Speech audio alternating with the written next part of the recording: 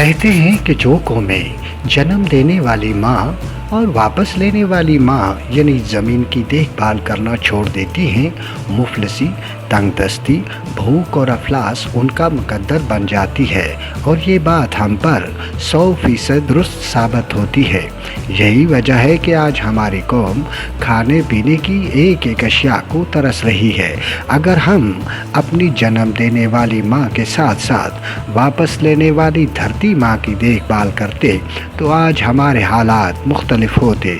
इस कौम को इन हालात तक पहुँचाने में सब ने अपना अपना घिनौना और घटिया किरदार अदा किया। एक तरफ हमारी नौजवान नस्ल सोना गलती ज़मीन को बेयारो मददगार छोड़कर शहरों में 15 से 20 हज़ार रुपये की नौकरियों की खातिर जलील व ख्वार हो रही है, तो दूसरी जानिब हाउसिंग सोसाइटियों की भरमार ने भरपूर फसलें देने वाली धरती माँ को कौड़ियों के दामों खरीद कर मकानों की तामीरात के लिए इतना महंगा बेचना शुरू कर दिया कि कई अशरे गुजर गए, किसी को घर मिल सका ना ही धरती माँ से फसल लेने की कोशिश की गई। इसके बावजूद कि हमारे मज़हब ने खुले मैदानों के बजाय हमें पहाड़ों पर राइशी मकानात की तामीरात का हुक्म दे रखा है, लेकिन हमने न सिर्फ इन अहकामात की हुक्मदूली की बल्कि अपनी धरती माँ को बेच बेच कर माल बनाने की जस्तजू में लगे रहे। आज से 30-40 साल पहले अगर हम मुआवजा करें तो यही धरती माँ जो अब हमें अनाज देने से कासर है, वही धरती माँ 20-20 ख़ानदानों को पाल रही थी और नौकरी की सोच किसी एक फ़र्द के जहन में भी नहीं आती थी। इसके बावजूद सब पेट भर कर सोते थे और आज हालात ये हैं कि घर के 4 अफराद भी नौकरी करके अपनी ज़रूरियात पूरी नहीं कर पा रहे। जहाँ हमारे किसानों की तादाद 23% थी, वो कम होकर 13% भी न रही, क्योंकि अनाज देने वाली धरती माँ को जागीरदारों ने हाउसिंग सोसाइटियाँ बनाने के लिए खरीद कर मकानों की तामीरात के लिए बंजर छोड़ दिया। बदकिस्मती तो ये भी है कि हमारी नौजवान नस्ल इस तरफ राग़िब हुई न आने वाले हालात की फ़िक्र की।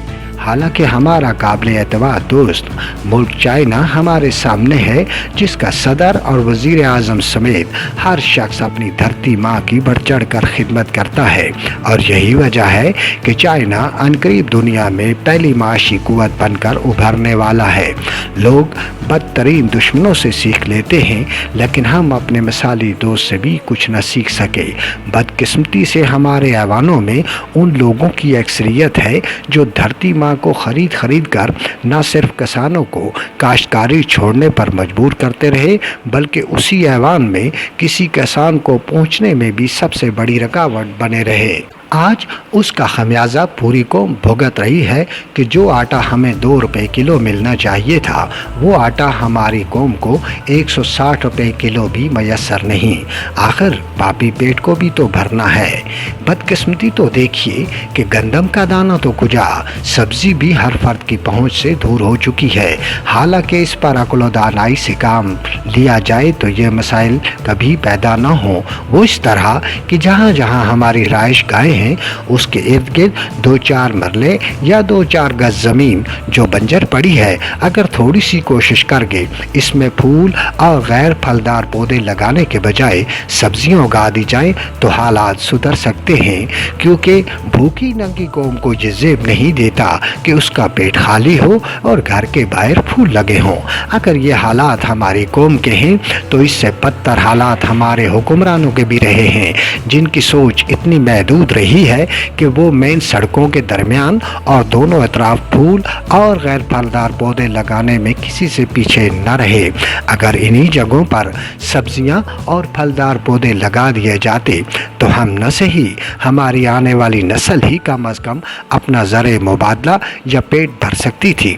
आज अगर हमें मुश्किल हालात में इसका ख्याल आ गया कि हमारी सरकारी ज़मीनों पर फ़ौज काश्तकारी करेगी तो ये भी देर आयत दुरुस्त आयत वाली बात है।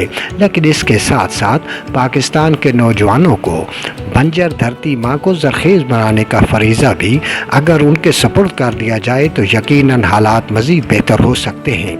इसके साथ साथ पार्लियामेंट में एक ऐसी कानून साजी की भी ज़रूरत है कि जिस शख्स के पास एक मरला भी ज़मीन हो और वो उसे बंजर छोड़ने पर कौमी ख़जाने में हर्जा ना ना अदा करेगा तो फिर देखिए जिनके पास हज़ारों एकड़ ज़मीनें हैं वो नौजवानों को बुला बुला कर ज़मीनें काश करने की मिन्नतें कैसे करेंगे।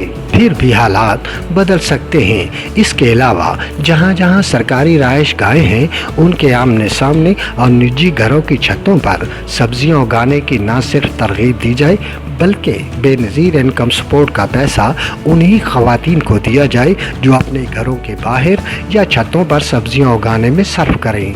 लिहाजा कौम को बेकारी नहीं काम करने की तरगीब दी जाए। ऐसे ही काम कौमों को सहल पसंदी की जानिब ले जाते हैं और फिर आहिस्ता आहिस्ता कौम का हर फर्द बैठ कर खाने को तरजीह देने लगता है, जिसका खमियाजा आज हम भुगत रहे हैं। हमारी हुकूमत ऐसे कवानीन बनाने में कहाँ तक कामयाब होती है, क्योंकि हज़ारों एकड़ ज़मीनें इस मुल्क के जजों, जर्नैलों और जागीरदारों की हैं। देखते हैं वो भी कुर्बानी देंगे या एक बार फिर कुर्बानी देने के लिए गरीब आवाम अपना सर आगे करेंगे। पाकिस्तान के गरीबों की पहचान, गरीब अवाम पार्टी ऑफ पाकिस्तान।